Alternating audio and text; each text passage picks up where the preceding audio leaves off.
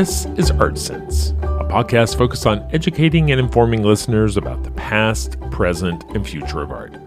I'm Craig Gould. On today's episode, I speak with the team that has collaborated to bring the Life in Our Minds NFT project to life. The project extends the work artist collective Random International has done around flocking simulations through a collaboration with digital artist and art director Danil Krivoruchko. The project features NFTs which evolve dynamically based on a number of data points, including those taken from the owner's crypto wallet. The individual flocks then combine to create a giant mother flock, whose starling-like swarming appearance will be viewable to a wider audience both online and in person. Joining me for the conversation is Random International co-founder Koch, artist Danil Krivoruchko, Snark.Art co-founder Alekhin, and head of Pace Verso, Ariel Hudes. And now, a discussion about being both one of a kind and part of something larger, with the Life in Our Minds team. Guys,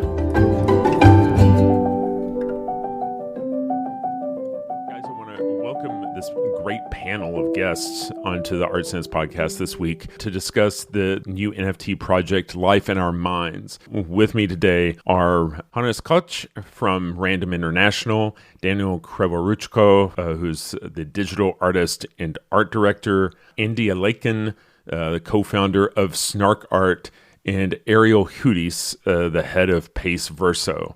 And so Life in Our Minds is a very compelling generative NFT project. And Hannes, maybe you can kind of set the stage for us and give us an understanding of what the project kind of entails and what it looks like. So Life in Our Minds is a project that is rooted in collective movement and our human instinctive need and ability to develop an emotional relationship with movement that we see, with things that move. And the collective movement here we're talking about is flocking, something we observe in many different forms in nature. And as artists, as a studio, we've been interested in that since 2006, 2007 or something, like from our early days. To begin with, it was a very aesthetic fascination with this efficiency of hundreds of thousands of starlings flying in beautiful, flawless synchronicity, birds landing, no crash, no superfluous movement. There is something hypnotizing. And there is also something incredibly frustrating, which I'll come back later. You can't capture that very easily. You don't see it very often, depending on where you live, and you can't capture it in a field of view. You always are left with some kind of longing for really diving into it and observing that over a longer time, because they're animals that are underwater, or you don't have the viewing angle, or it's not possible to satisfy our need to actually relate to it. So as artists, we started simulating that in many different ways. Then none of them simple, immediately algorithmic. From 2008-9 with light, we developed algorithms based on very simple flocking simulation algorithms from the first guy who digitally simulated that, Mr. Reynolds, who was a researcher in a predecessor of Pixar, Sony Research Labs in the 80s. We took his algorithm and implemented it in light installations, made it our own, and developed non-species specific artworks and sculptures, mostly three-dimensional, mostly based on light, that were working with flocking. And there's a fascination in flocking that you look at this flocking behavior as a human being, and you immediately attribute sentience to it. You think that thing is alive. So immediately the intuitive comment of people since 2012, 2015 was like that. It's an AI, it's alive. They're not AI sculptures, they're simple algorithms, they're generative. So that you don't look at an animation there. They have something really vivid, and that makes us emotionally respond. Fast forward to 2018, 2019, we started looking at simulating that in 2 dimensions, taking it back to 2 dimensions, developing much higher quantity algorithmic expressions of flocking behavior. Again, not fairly graphic, fairly abstract. And that was a lot of, that was very rewarding, I think, artistically. And then at some point, we stumbled across the format of NFTs. Format here is important because it allows this kind of sculptural work to have a really, really genuinely new expression as a public work, as something that is not only collectively behaving, collectively addressing you as an audience, but it can also be collectively owned. Individual constituent parts can be shared, can be individually owned and traded and swapped, and together they can form a sculpture, something that can be publicly and collectively enjoyed. And that's something that fascinated us.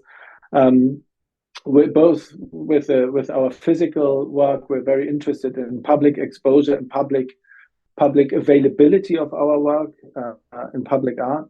And we find the advent of the metaverse now really offers a third kind of public space, which this work is really offering itself for as a first sort of market, as an experimentation platform of what we can do here.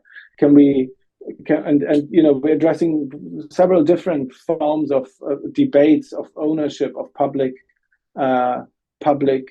consumption of artworks, making available something that you own to other people, to a community, to trade, to swap it with a community, and to see an evolution of something that is seemingly alive, because there's always this third kind of intelligence, I think, landscape hovering in the background with these works. There is a computer intelligence that you intuitively feel that we increasingly get in touch with. This is the sort of wider context in which we work to study the impact. So this was a perfect landscape to experiment with that. And then again, bring it back and to a very physical output, to a physical art installation that can be enjoyed in real life, and to an enormously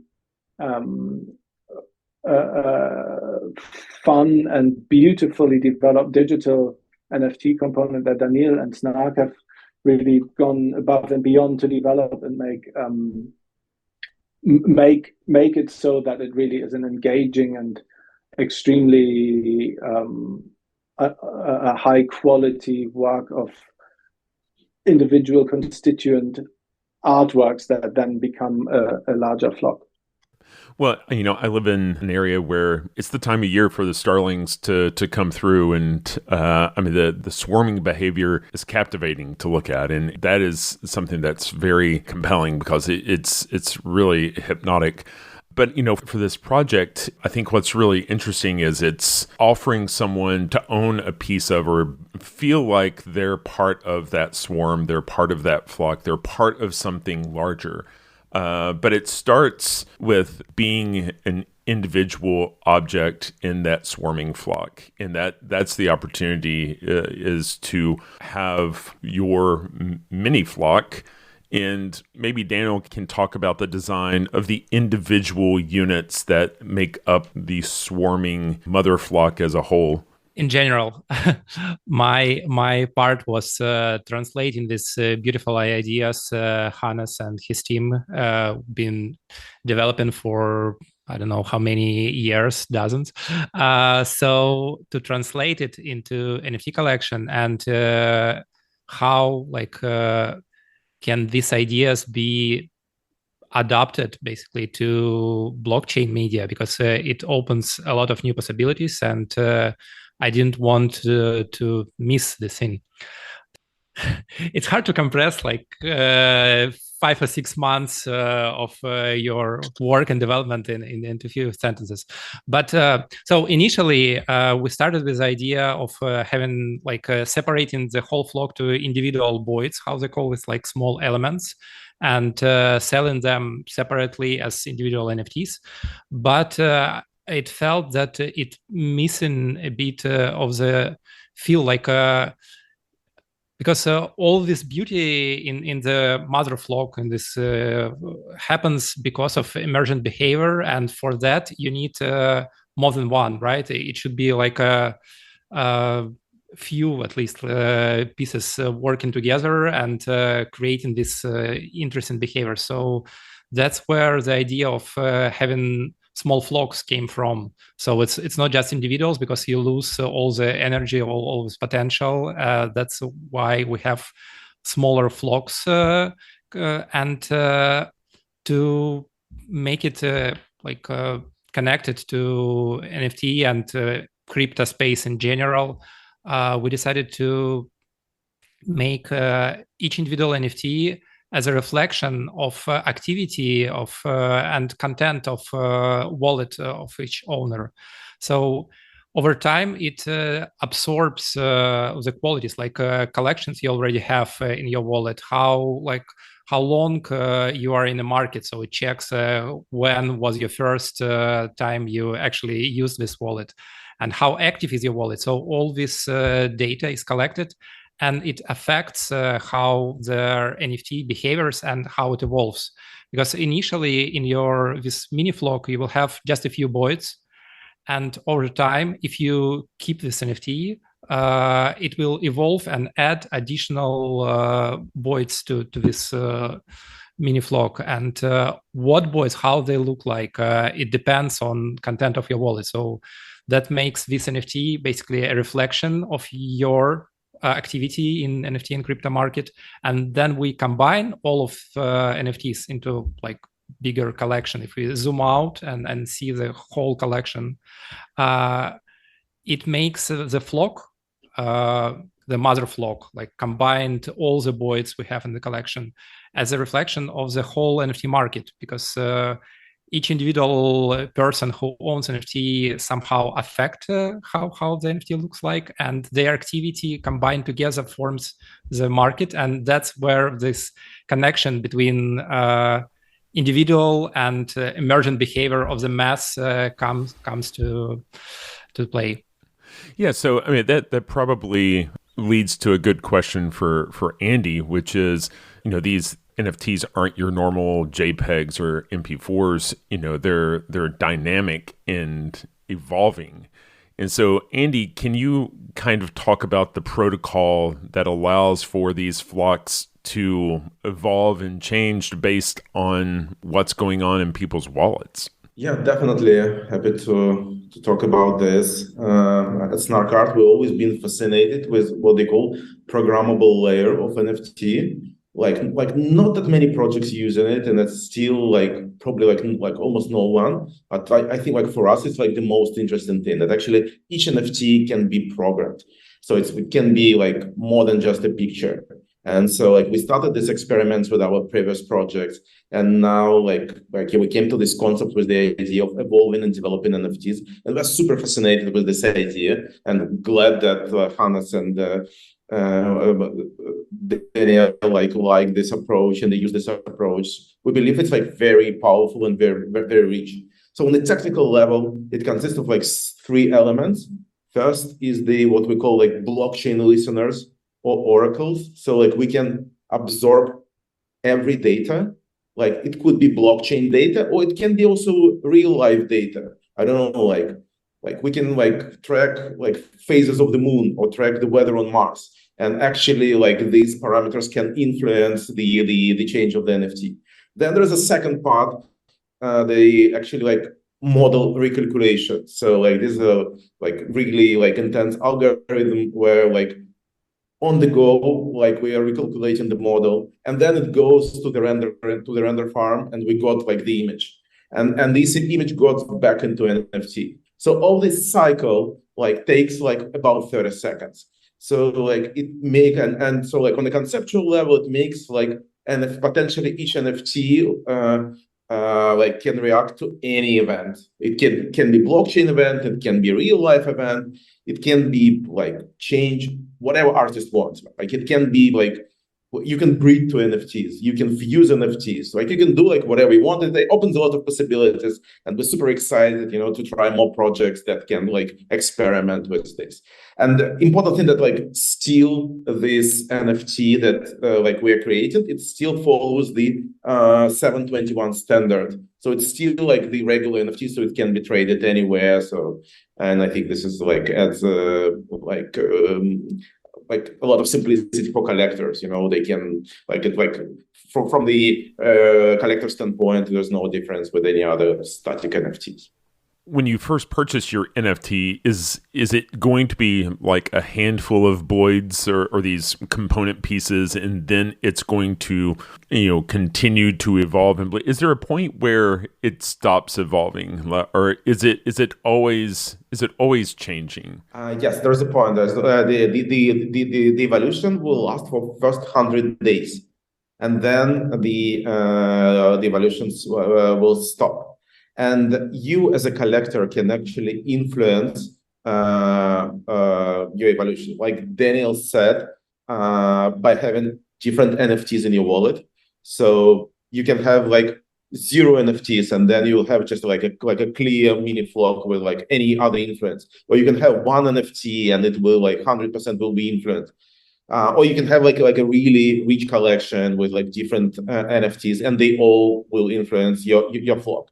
There are some changes depend on your luck, I would say, how lucky you are. Some changes like depend on the NFT itself. Some NFTs that will be generated will be more lucky than others. So there's a chance that your NFTs will be like your flock will be completely golden, or like there are some like special features. So but what you can do, except that just like put other NFTs into your wallet, you can like not sell it. Once you put your NFT on sale, so it stops growing.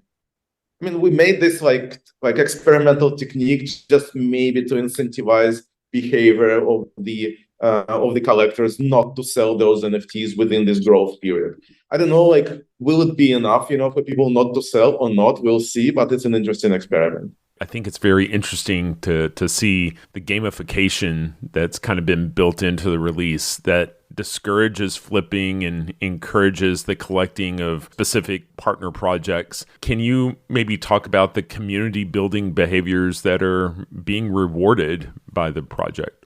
Yeah, there's like in community, there's like always the big question, like personal versus communal, and I like this project experiments with this a lot. Actually, like what artists are doing, they created a framework, they created an idea, and then it's the goal of the community to fine tune and to shape the project. So it's actually depend on the on each owner, on each collector within the community, how the final mother flock will look like, and how like the individual NFTs and how the whole collection will look like. So it, in a sense, it makes these collectors not just like passive holders, but more like co-creators. And this is like super interesting, and this is like what the community is interested in, like to help artists to be like creators themselves, to help them to shape this project, even with like minor activities. And yes, and this is like the biggest, I think, like communal versus personal interest. And again, like how like kind of like trying to sell those items earlier, that probably will make each person slightly better off, because if they will be selling and no one else will, probably they can get the higher price. But by this, they will be harming the rest of the community, because the NFT will stop growing. Again, this is an interesting experiment. Will the like the individual kind of like willingness to maximize their profits will stronger than the communal aspect and help each other and help the project to develop? I'm really interested to see like how it will play out. And if I may just throw in, I mean, this is also for every. I think for us, that's a central point of this project in terms of experimentation and also we're terrified as any self-respecting artist. Most self-respecting artists will tell you that art is not a democratic act. You don't become an artist to let others make your creation. And the idea of co-creation in a serious public art project is terrifying. However, it's also really, really interesting, and because there are ways here where we can experiment with levels of control. We're touching upon really foundational questions of our life together on this planet. It's not a game anymore, but we're using a gamification to look at this, and that's where for us it becomes, no matter, if everybody in the community decides to kill the NFT and we end up with a void, that will still be a social sculpture which we are incredibly interested in and proud of, because it'll give us the satisfaction of bringing people together around a work and having a debate kicked off. And I think that's this major contribution of bringing Danil in is not only this excellent visual development, but also this idea that he made it, and with Snark, that he made this act of co-creation technically possible. It's an enormous step, I think, where to implement that, and even in a conceptual form. And they've managed to do that, and that I think is excellent. That's a really, really interesting point to also a talking point, because it's a genuinely interesting field. How much of that do we want? Because in an increasingly disembodied future, this will be increasingly possible, that people co-create, that the act of presenting and consuming art will be more collective. That the boundaries between creator and consumer will blur more and more, and that we will see this more and more, and we will have this debate. And I think this is a fantastic early manifestation of it, where we can see how things pan out, and how people react to things. So I have so many questions. One, is the mother flock, is it actually owned by anyone, or is it just a visual representation of the entire community? I mean, is there like a DAO that these individual owners are owning a piece of the mother flock? Because and maybe this is a kind of heads into Ariel's area of expertise. I imagine that the display of that mother flock being something that is very much the sort of thing that someone like Pace would want to display on a huge LED monolith in a space. Craig, you've definitely put your finger on it, although we have some details we're not yet ready to share. But I'll say what I can say, and I'll maybe hint at what's to come. The flock will be visible online, I believe. Andy, Danil, Hannes, correct me, but as soon as the project launches, you'll be able to go look at the full flock online. 2 weeks in, okay. 2 weeks, yeah. So by early November, you'll be able to go see the full flock online. Anybody can see it, open to the public. If you own an NFT, you'll be able to see where your NFT fits in the flock, et cetera. So that's sort of like the big public sculpture. You make really good points, Craig, and we've thought about a lot of what you said, and we do want to have, the flock itself is sort of a standalone artwork. So we will have an opportunity for someone to own a version of that. And we will also have an opportunity for the community to have collective ownership over a version of that. And I'll just have to say, stay tuned over the next couple weeks for more details about that. Well, Hannes, let me ask you, I know that you have been doing these sort of installations of these swarming models, these flocking models for a number of years. And I know the most recent iterations have included an element of interactivity with the viewer, that the flock's swarming behavior responds to presence of someone in front of the display.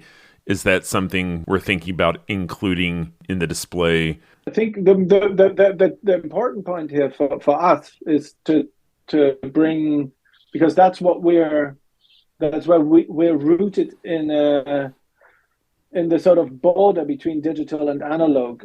For us, the physical engagement with that is the point that we're coming from, and going back to your emotional reaction to that. So I think in our ideal futuristic scenario, we would have tiny, really soft, self-propelled mini voids autonomously swarming around you, and you can enter it, and we can't do that. So the next thing would be maybe to have a VR version of that, which you can immerse yourself in, which is a representation of the communally owned flock as a sculpture, but then you have to run around with these silly glasses, so we won't do that either. AR isn't quite there yet, so the next bit then is the screen, which allows you to engage with, which has sensors in front of it, a really fluent interaction, something you can step back from, and it lives on its own. When you step into it, it responds to you. You get a physical encouragement to dive into it, and that's something we're thinking of, to bring this one not home, but bring this back into real life, because we have physical bodies still for the foreseeable future. We're real people with arms and legs and bodies that also support our audiovisual intake. So that's something we're planning for this very much. Yes. So that we want to bring to. That's why it's called the Mother Flock. It has a very strong IRL exhibition component. Another question has come to my mind, which is, if I were to own more than one of these mini flocks in my wallet, would they have the same data points? Would they be twins? Or if I own three, would they be triplets? Maybe is that a question for Andy? Well, it's a question for me. Yeah, like Daniel can also help me, but the short answer is no, because as I mentioned earlier, some of the qualities of each NFT depends on the NFT. So like kind of like different NFTs, they will we use the NFT ID as a data point as well. So it's kind of like they will be different. And also there's a game of luck. So like some NFTs can give you like more lucky than others. So yeah, the short answer is no. Like even if you have like several NFTs, like they might be like kind of like a sister NFTs. So like you can like understand that they came from the one flock, but they will be different. Yeah, I can add it, especially because I have twin boys as my kids, so I'm expert in like having similarities and differences. So yeah, Andy was absolutely correct. Even having like 2 or many or dozen of NFTs in your wallet doesn't make them similar, because there are things that are like derived by random probabilities based on NFT number. There are things driven by content of your wallet and your wallet ID. So, and on top of that, there is just like random, basically like a luck. So it's based on microsecond the transaction of minting happened, and that will be different for every single NFT. Even if you buy them, like a batch of them, still this seed for randomization will be different. So they will be like relatives, because they based on the same idea, but you need to have, I don't know, like few thousands of them to see like what is similar and what is not, because it's probability based, and it's all works on bigger numbers. So if you have 5, it will be hard to track that they are from the same wallet. If you have 100, it will be like have more footprint of your like personality, your wallet in it. We're selling a few sets. We're making a few sets available to people to buy. So you can buy multiple NFTs up front that come with, to Andy's point, different embedded traits. And I think there will be interest in those. So it will be, and I think probably the people who buy the sets will be the people who have the most robust wallets. So it will be interesting to see how those the NFTs and those sets that are purchased evolve differently from each other. Well, Ariel, can you maybe talk more about Pace, Verso, and how a project like this, how you anticipate it being received within the fine art community and fine art collectors? Sure. Great question.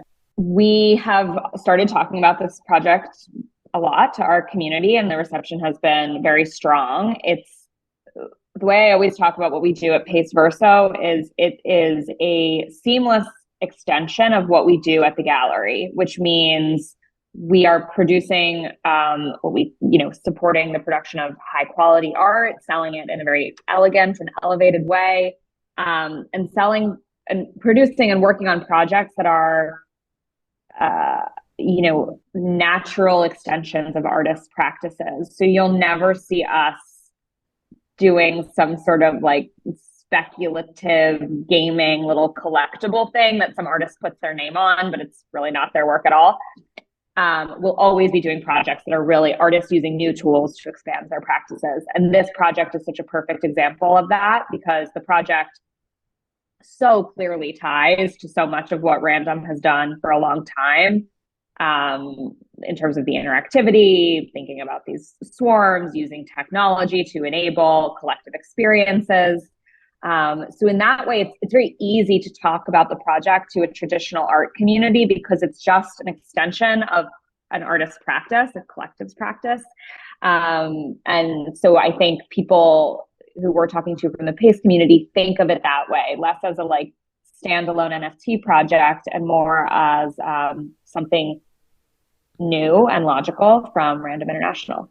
And, and I guess it's an opportunity to own something that is of a more manageable size. And because Random International's projects are usually kind of large scale installations, may live in corporate atriums or installed in museums, right? And so the ability for a collector to have something that they can own and display on a digital art display, that makes it a lot more personal and touchable, right?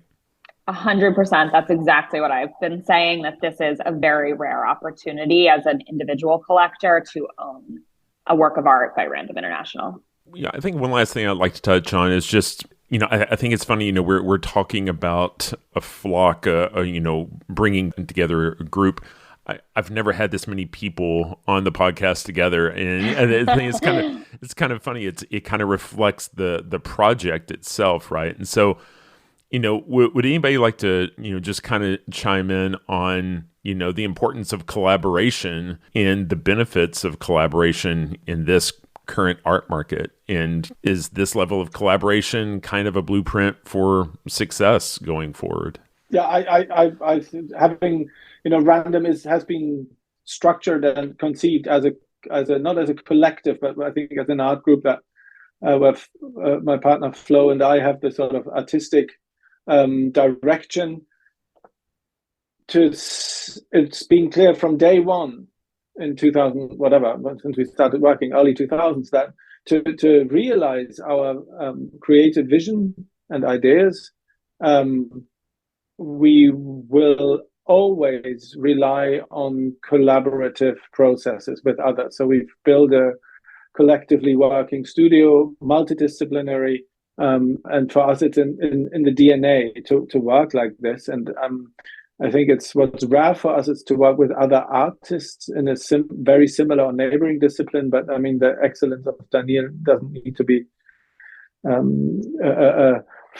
it's so obvious that what he does we could never do. It's a high degree of brilliance that where it's really fun also to see what you imagined, like some of the stuff that he did, we couldn't even imagine, visually. It's like it's a true contribution. And then I think the collective execution with Snark, without their infrastructure and Pace, without their ability to pull this together, it would just not be possible. I think the ambition, even if it sounds simple, of this project is pretty serious.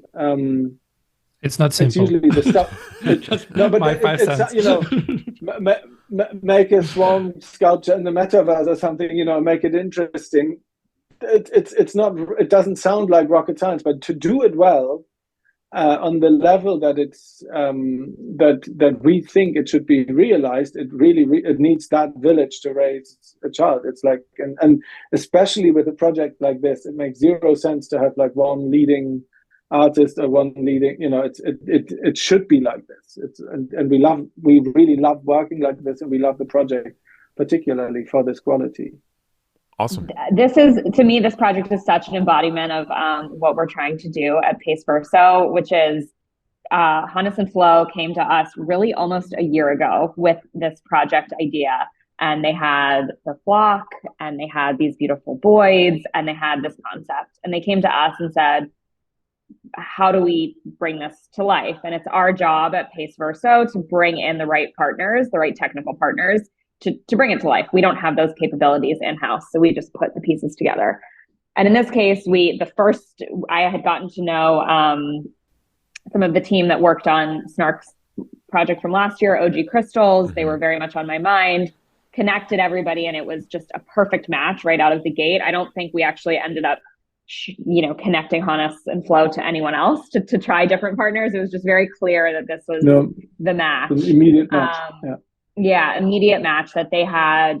First of all, the team at Snark and Danil have been such a pleasure to work with, but also that they really had the technical capabilities to bring this to life and bring all this interactivity that we've talked about.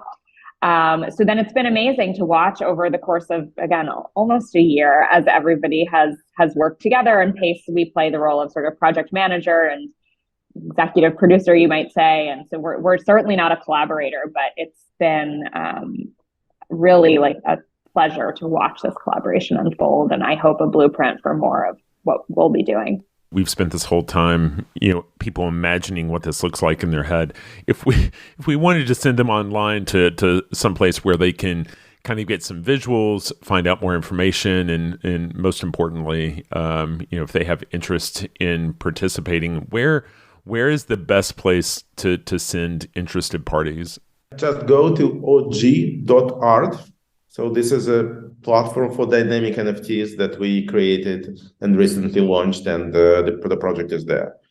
And do you want to share with Andy the dates for like the launch and stuff? Just a quick info. Definitely. I don't think we've even said that the project includes 990 NFTs.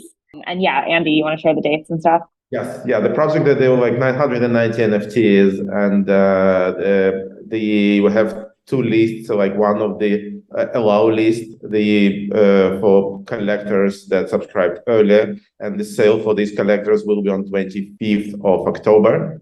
And for